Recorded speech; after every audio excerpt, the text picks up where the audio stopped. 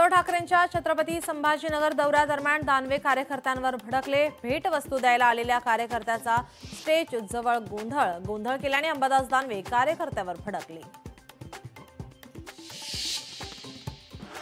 चौकशीसाठी जरांगेंना पोलिसांचा समन्स। 10 नोव्हेंबरला पोलीस ठाण्यात हजर राहण्याच्या सूचना। परवानगी नसताना आंदोलन केल्याप्रकरणी गुन्हा दाखल। वर्सोवा विधानसभा मतदारसंघातही मतदार याद्यांमध्ये घोळ।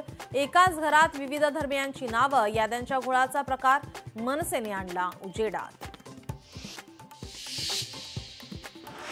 मुंबईला शांघायसारखं बनवण्याबद्दल चर्चा। शांघाय हे एक जागतिक दर्जाचं शहर। मनपा निवडणुकीच्या पार्श्वभूमीवर चर्चांना सुरुवात। मिळकत कर भरताना मिळणार मोठी सूट। दंडावर आता 75% सूट देणारी अभय योजना। महापालिकेची अभय योजना पुणेकरांसाठी दिलासादायक।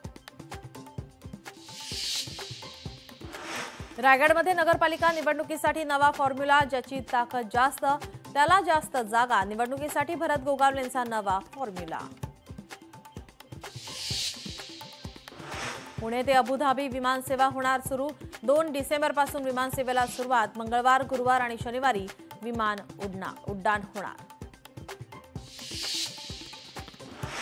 बेस्टच्या 4,500 निवृत्त कर्मचाऱ्यांची देणी 5 वर्षांपासून थकली। निवृत्त कर्मचाऱ्यांवर उपासमारीची वेळ। एकजुटीने आंदोलन करण्याचा कर्मचाऱ्यांचा निर्णय।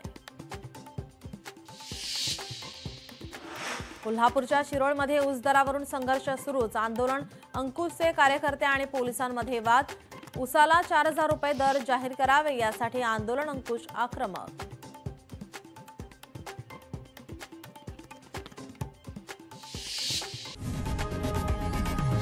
लोकशाही मराठी ऐका, पहा, जागरूक रहा।